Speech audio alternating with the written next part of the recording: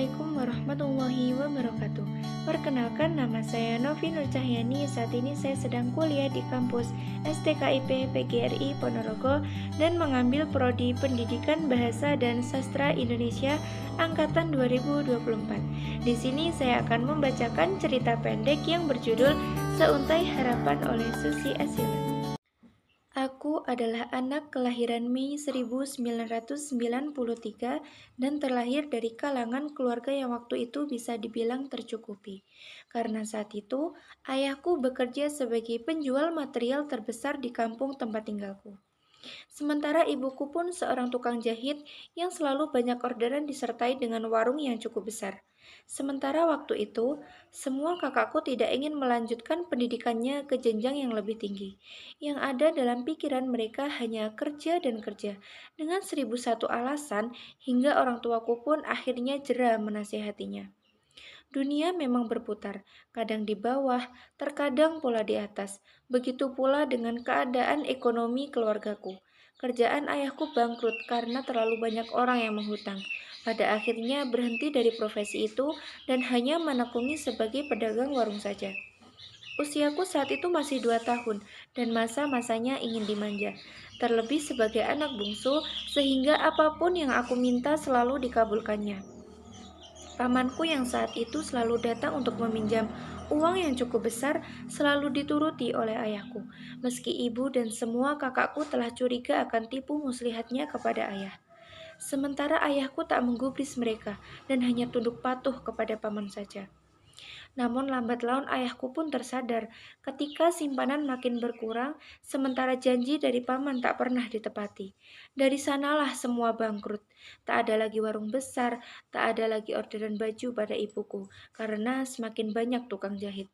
Sementara saat itu, aku duduk di kelas 4 SD, dan kakakku yang baru saja menyelesaikan sekolah dasarnya tak tahu harus melanjutkan kemana.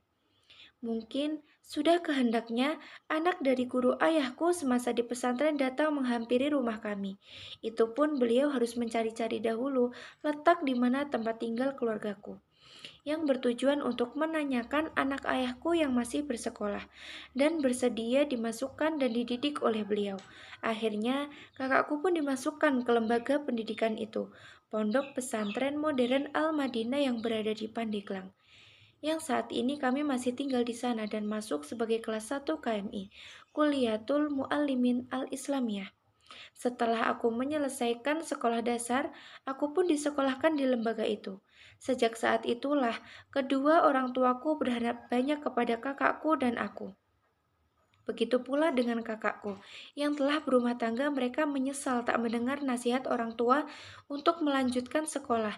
Dan nasihat pun tak pernah henti, selalu mengalir seperti air kepadaku dan kakakku, agar kami berdua dapat menjadi orang yang berilmu dan berpendidikan. Orang tuaku berjuang keras untuk membiayai kami berdua. Hampir setiap minggu kami ditengoknya. Dari rumah yang terletak di kecamatan Tunjung Teja menuju Pandeglang yang cukup jauh. Dengan senang hati ditempuh oleh ayahku, seorang diri yang kini sudah mulai renta, yang seharusnya mereka gunakan waktu senja itu dengan istirahat saja. Tapi dia semakin bekerja keras, membanting tulang dengan cara berkebun dan turun ke sawah yang dahulu tak pernah dilakukannya sendiri. Kini harus turun sendiri agar hasilnya lebih banyak. Semuanya mereka lakukan demi aku dan kakakku di pesantren yang telah menuruti permintaannya untuk terus menuntut ilmu.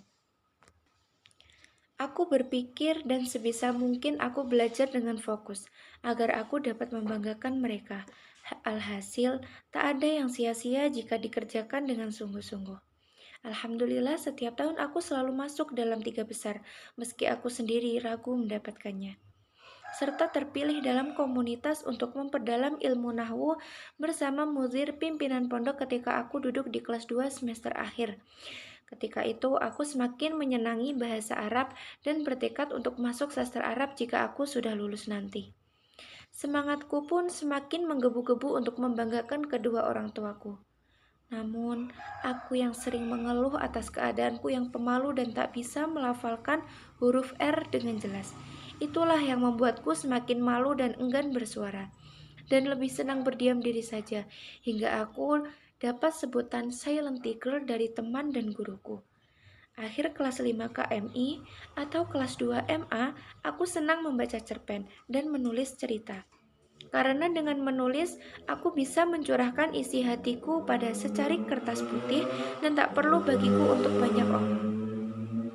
Meski saat itu dalam kepengurusan, aku menduduki bagian pengajaran yang harus berperan aktif ketika para anggota di masjid, dan tentunya harus banyak mengeluarkan suara.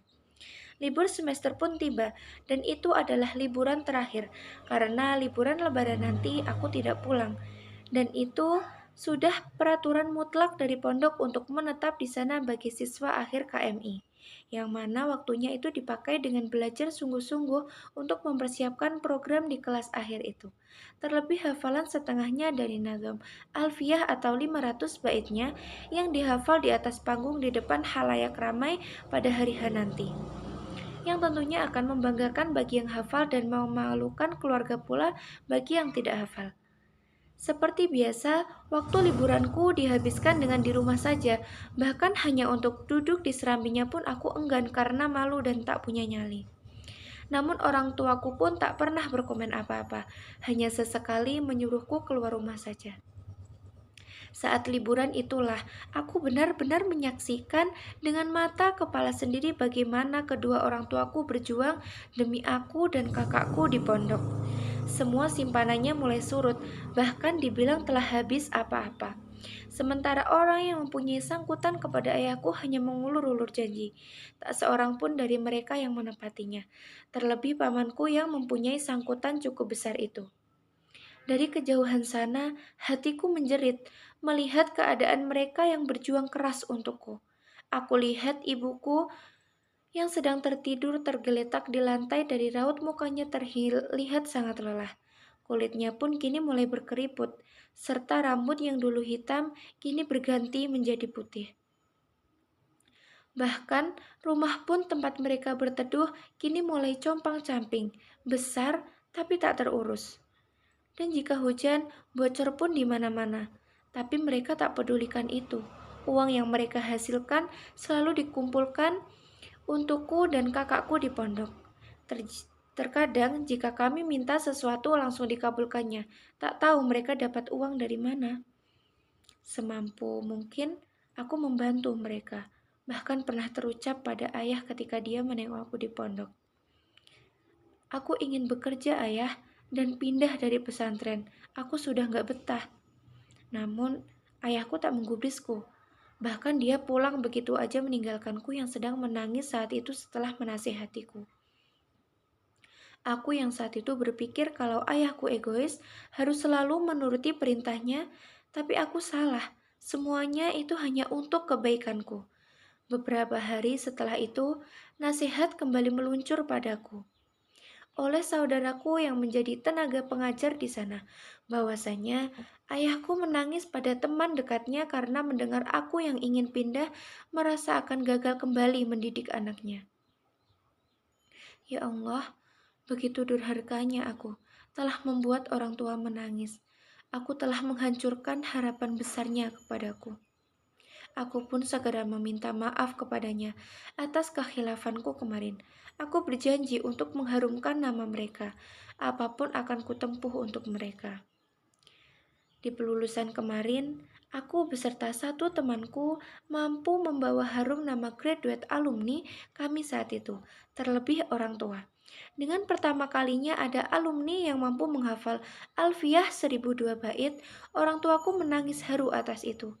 Bahkan, orang yang menghadiri pun ikut menumpahkan air mata kebanggaan, sehingga banyak orang yang menguji atas prestasi yang kami raih. Meski aku hanya sebatas menghafalnya saja tanpa aku paham satu persatu dari makna dari bait Alfiyah itu. Lain halnya dengan temanku yang mampu menghafalnya dan mendalami kembali semua ajaran itu.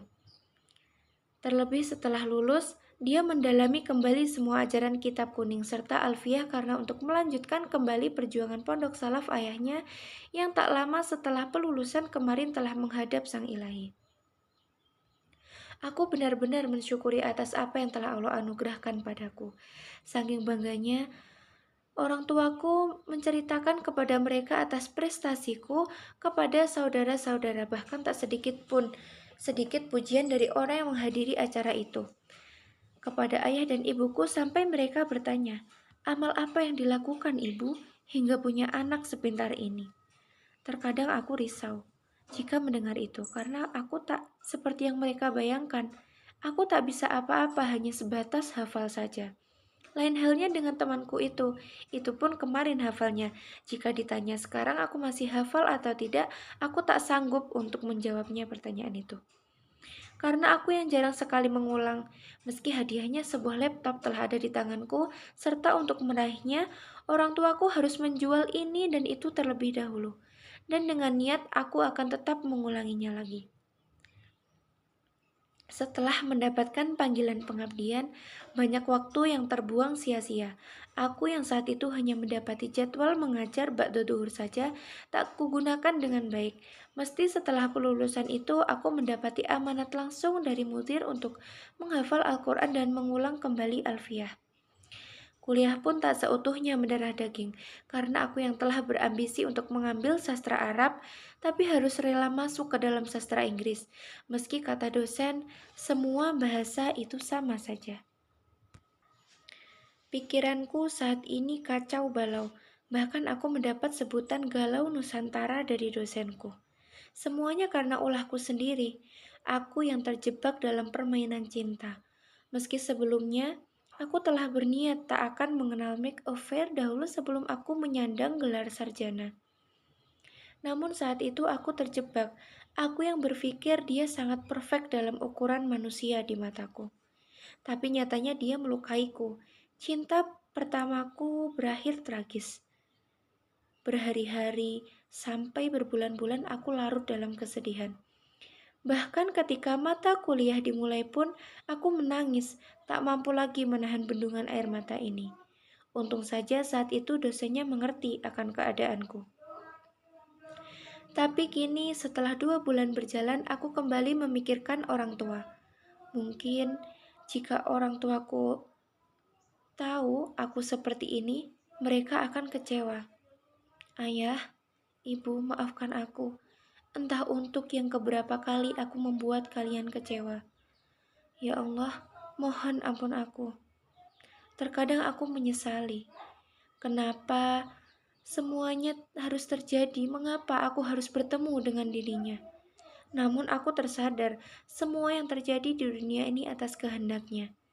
Dan semua pasti ada hikmahnya, serta memberikan pelajaran untukku. Yang ada dalam benakku sekarang, aku hanya ingin ketenangan hati, ketenangan untuk belajar seperti dulu, tanpa harus memikirkan apa-apa, serta membahagiakan orang tuaku. Mewujudkan impian besar mereka, melihat aku mengenakan toga, baju kebanggaan sarjana, karena semuanya akan aku lakukan untukmu, ayah dan ibuku. Ya Allah, tunjukkan aku jalan lurusmu menuju jalan yang kau ridhoi. Sekian akhirnya. Wassalamualaikum warahmatullahi wabarakatuh.